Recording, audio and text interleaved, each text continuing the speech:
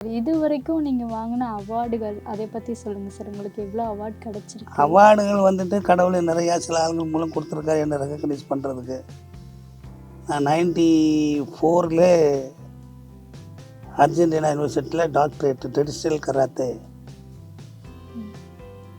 Doctor of traditional கராத்தேங்கிற ஒரு அது தீசிஸ் எழுதி பண்ணேன் நான். அதில் தான் இந்த மானிட சரீர ரகசியமெல்லாம் மூச்சை பற்றி சொல்கிறது, இதுக்கு சம்மந்தப்பட்டதுக்கெல்லாம் அதுதான் தீசிஸ். அடுத்து இதுக்கு சண்டைக்கும் எதுக்கு என்ன சம்மந்தம்? மூச்சு விடுறதுக்கும் சண்டைக்கு ஒரு குத்து, நான் ஒரு முழு மூச்சாக ஒரு குத்துன்னு இல்லைன்னா முழு மூச்சாக அந்த மூட்டையை தூக்கணுன்னு சொல்கிறோம். இப்போ இந்த முழு மூச்சு என்பது என்ன? ஒரு நாளைக்கு ஒரு மனிதன் 21,600 மூச்சு விட்டால் 120 வருஷம் வாழலாம். அப்போ ஒரு நாளைக்கு 21,600 மூச்சுங்கிறது என்ன?